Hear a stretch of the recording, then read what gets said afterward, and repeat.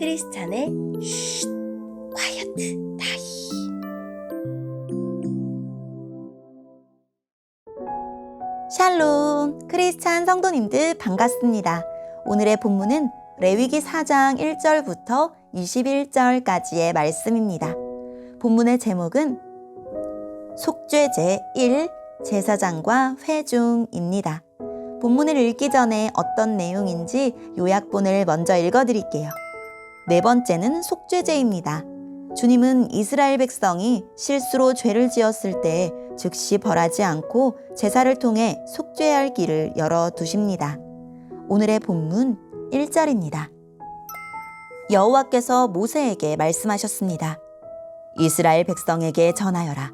누구든지 실수로 여호와께서 하지 말라고 하신 일을 하나라도 해서 죄를 지었으면 이렇게 하여라. 만약 죄를 지은 사람이 거룩히 구별된 제사장이면 그는 백성에게 재앙이 돌아가게 한 것이므로 그 죄를 위해 흠없는 수송아지를 속죄제물로 삼아 여호와께 바쳐야 한다. 그는 수송아지를 회막 입구 곧 여호와 앞으로 가져가서 그 수송아지의 머리에 손을 얹고 여호와 앞에서 잡아라. 그리고 거룩히 구별된 제사장은 수송아지의 피 가운데서 얼마를 회막으로 가져가거라. 제사장은 손가락으로 피를 찍은 다음 성소 앞에 친 휘장 앞 곧 여호와 앞에서 7번 뿌려라.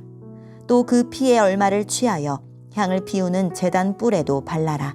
그 제단은 회막 안 곧 여호와 앞에 있다. 그런 다음에 제사장은 나머지 피를 회막 입구에 있는 번제단 아래에 쏟아라. 제사장은 속죄제물로 바치는 수송아지에서 기름을 다 떼어내어라. 곧 내장을 덮고 있는 기름과 내장 주변에 있는 모든 기름을 떼어내고 두 콩팥과 그 둘레에 있는 허리 부분의 기름과 콩팥과 함께 떼어내어야 할 간의 껍질 부분을 떼어내어라. 마치 화목제물로 바치는 소에서 기름을 떼어내듯이 하여라. 그리고 나서 제사장은 그것들을 번제단 위에서 태워라. 하지만 수송아지의 가죽과 고기와 머리와 다리와 내장과 똥, 곧 수송아지의 나머지 모든 부분은 제사장이 진 밖에 깨끗한 곳, 곧 죄를 버리는 곳으로 가져가서 장막불 위에서 태워라. 만약 이스라엘 온 무리가 실수로 여호와께서 하지 말라고 하신 일을 하나라도 해서 죄를 지었는데 그 사실을 모르고 있다가 죄를 지은 사실을 알게 되었으면 그들은 수송아지 한 마리를 바쳐야 한다. 그것은 모든 무리를 위해서 바치는 속죄 제물이다. 그들이 수송아지를 회막으로 가져가면 장로들은 여호와 앞에서 수송아지의 머리에 손을 얹고 여호와 앞에서 수송아지를 잡아라.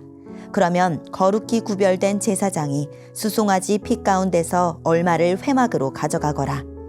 제사장은 손가락으로 피를 찍은 다음에 휘장 앞, 곧 여호와 앞에서 7번 뿌려라. 또 그 피의 얼마를 취하여 향을 피우는 제단 뿔에도 발라라. 그 제단은 회막 안, 곧 여호와 앞에 있다. 그리고 나머지 피는 회막 입구에 있는 번제물의 제단 아래에 쏟아라. 제사장은 수송아지에서 기름을 다 떼어내어 그것을 제단 위에서 태워라. 마치 속죄제물로 바친 수송아지에게 한 것처럼 하여라. 그 송아지에게 한 것과 똑같이 하여라. 그렇게 해서 제사장은 백성의 죄를 씻는 예식을 행하여라. 그러면 그들은 용서를 받을 것이다. 그런 다음에 제사장은 수송아지를 진 밖으로 데려가서 태워라. 처음 송아지에게 했던 것과 같이 하여라. 이것은 모든 무리의 죄를 씻는 속죄제이다.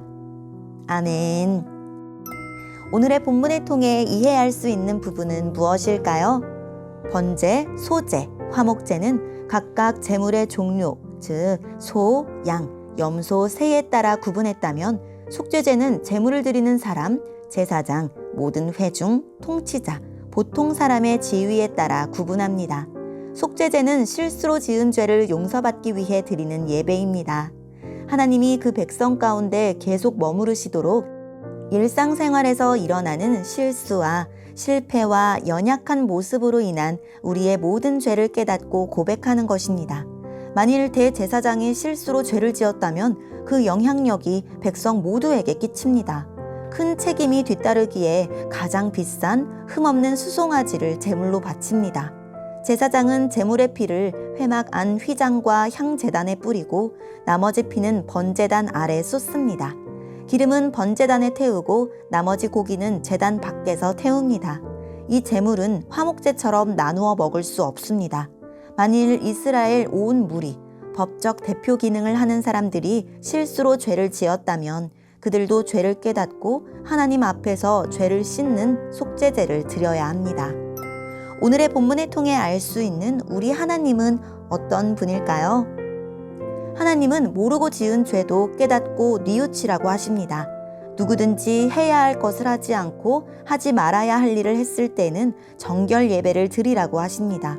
거룩하신 하나님과 친밀한 관계를 이어가기 위해 민감하게 살피고 뉘우쳐야 할 내 모습은 없나요? 오늘의 본문을 통해 우리에게 주시는 교훈은 무엇일까요? 속죄제는 죄를 속하여 벌을 면하게 할 뿐 아니라 부정을 씻어 주님을 만날 수 있도록 합니다. 죄는 주님과의 친교를 가로막습니다. 이 구절에는 속죄제의 핵심이 되는 부지중에라는 표현이 들어있는데 번역에는 빠졌습니다. 속죄제는 여호와의 계명을 알지만 의도하지 않게 어긴 경우나 어기고도 몰랐던 경우에 죄를 속하기 위해 드리는 제사입니다. 의도적인 범죄나 잘못을 저지르는 이는 이스라엘이든 외국인이든 백성 중에서 끊어지게 되어 있습니다. 부지중에 범한 죄까지도 철저하게 죄를 속해야 한다는 것은 하나님께서 얼마나 죄를 싫어하시는지를 보여줍니다. 그러니 고의로 잘못을 범한 우리의 죄는 얼마나 크며 그리스도의 희생은 또 얼마나 큰 은혜입니까? 제사장이 부지중에 계명을 어겼는데도 백성들이 이를 모른 채 제사를 드렸다면 제단이 오염됩니다. 이런 경우에 속죄제를 드려서 죄로 오염된 성소와 제단을 정결하게 했습니다.